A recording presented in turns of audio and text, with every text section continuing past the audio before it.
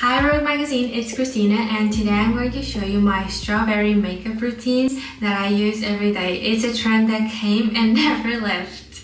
I start off with an already hydrated face and then I'm going to use this Bobbi Brown vitamin C primer that I really like. So I wanted to talk about how I started my influencer journey, and I guess it goes way back. I remember being 15 and I'm 25, so it's like 10 years of me liking the whole aesthetic side of Instagram, flat lays and everything, up until I guess 1.5 years ago when I actually started taking it more seriously and consistently posting. The next step is to use my Even Better Clinique Concealer and my Benefit Professional Powder to set my concealer because I have a lot of imperfections and the little pimples and everything that I don't like. But yeah, I believe it didn't really start any sooner because at the time I really thought of Instagram as a way that I could share my creativity and also just my way of viewing the world. And so now building my profile has led me into a different extent. I feel like now I value more the type of relationship and the type of persona that I bring to my profile rather than just perfect pictures and perfect outfits and everything.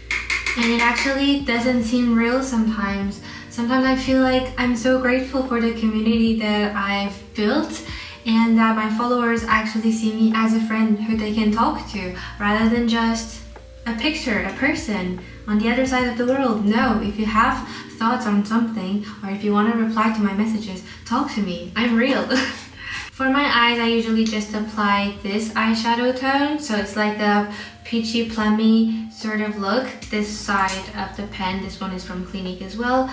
It's a more plummy colored, and this is a shimmer bright pink. And I really like being an influencer because it's fun, and it's fun to make plans and everything, plan little outfits, plan outings with the girls, and just spend some quality time. But I would say that the biggest challenge of being an influencer has to do with time and the lack of it. I work a 9 to 5 and it is really hard to just combine both worlds and not get overly saturated about it. So one of my goals for 2025 is to actually be a little bit less harsh on myself and kind of divide everything. So if I'm with my friends, I also want to bond. I don't want to think about content all the time, and I don't want to make it only for content. I want to meet new people from this world and have real connections with them. I'm going to apply a little bit of shimmer with this Bobbi Brown, I think it's called Moonstone. But yeah, I'm definitely changing this for this year because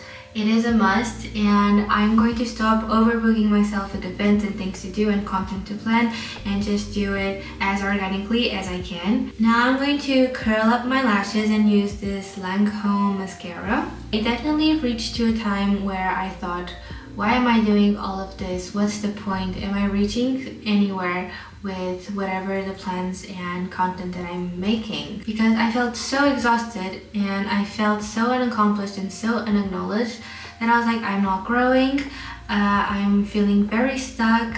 It is something that I like doing, but it's also tiring me out. And then I actually started having a more of like a soft approach to things, and it started working out a lot better, and I stopped worrying about all the aesthetics and just try and live the moment as much as possible. It definitely did something to me. I think it was like a little pull or a little trigger that I caught in my brain, and I was like, yes, welcome existential crisis, but we're past that.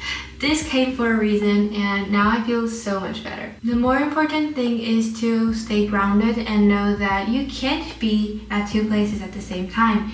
You have stuff to do, you have your life, and you actually have a quality of life that you have to maintain. It sounds silly, but it is a true issue. Now I'm going to use this waterproof eyeliner from Sephora, and I'm going to drag it out just to give my eye a little bit more shape and to have more of like a cat eye look. I won't lie, it's getting harder and harder to fit into this world and to actually stand out.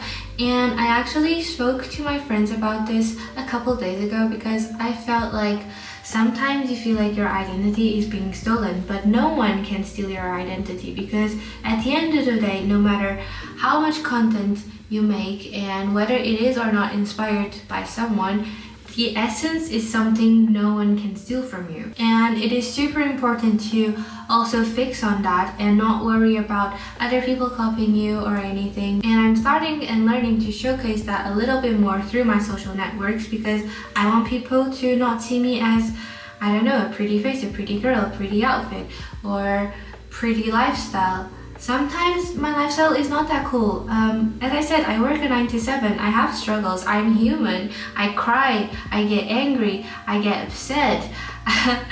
Like, I get stressed. And those are the things that I'm starting to try and share a little bit more with my community, because I think it's very important for people not to get the wrong image of you and just to think that your life is perfect when it's actually not. No one's life is perfect.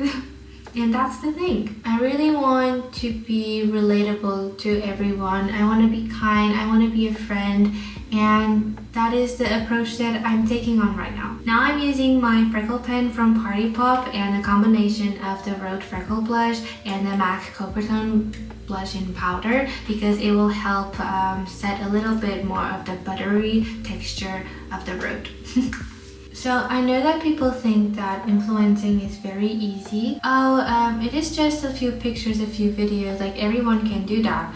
But no, it is actually the whole brainstorming of things behind it that is important. And one thing that I struggled a lot when I was just starting with the monetization is to know my worth and know how much I can ask for whatever I do. And I guess that if you don't have a group of friends that can help you with that and understand a little bit more how this world functions, it is very hard to get into it, or even an agency.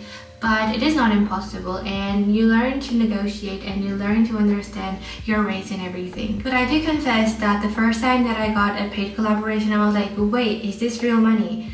Why am I getting this? This is so undeserving. It is literally just a picture and just me posing. And no, it is not just a picture. And I know it's so difficult to understand sometimes, but there's this whole brainstorming and creativity behind everything. And I try and see it as, for example, my mind being like a beach. And I have these constant waves of creativity that if I don't surf on, I'll lose it. And I don't know if they're coming back, or if when it comes back, if it's going to be the same. And I live with this constantly now, because I'm constantly thinking of ways to improve my content, ways to be different. And sometimes it is just very, very difficult to just get my board out of my motivational truck. You know what I mean? Like, sometimes it's really hard to get in your head and get that thought and be creative. It is not as easy, and now I understand that monetizing is actually so deserving, because it is hard work. Almost forgot my brows, but we can't forget the brows. I'm using precisely my Brow Bright Benefit because it has a very, very thin little end, and I love the effect it makes. Monetizing is hard, and it's hard to know your rates, but at the end of the day, you have to just go into yourself and try and understand how much of a physical and mental effort it is, because only that way, only by knowing your worth, you'll be able to run rates on yourself and your work. Now I'm going to use these two highlighters from Benefit. This one is Cookie and this one is Dandelion, and I like to use the combination because this one is a little bit softer and this one has shimmer. There is, however, one thing that is very important to me when I work with brands and when I choose the brands that I want to work with, is that I want them to choose me from being me and not for a number. So my approach on it is to actually have a brand that is not strict of the content that they want to approve, because if I feel like they are not liking me for my person and for what I can bring to the table, and they only want whatever it is in line with them, then I don't think they deserve to be working with me, because I want to be me with brands, and I want to showcase that in whatever sponsored content that I make at the end of the day. For my lips, I'm really enjoying this MAC Squirt. I think this is the Heat Sensor 12. I don't know why, it smells amazing. It is so good, and it plumps a little bit your lips. It just gives a nice and natural finish touch. And with that, This is my makeup look, the strawberry makeup look. You can add more blush if you want, but today I decided to go a little bit softer. But yeah, see you next time.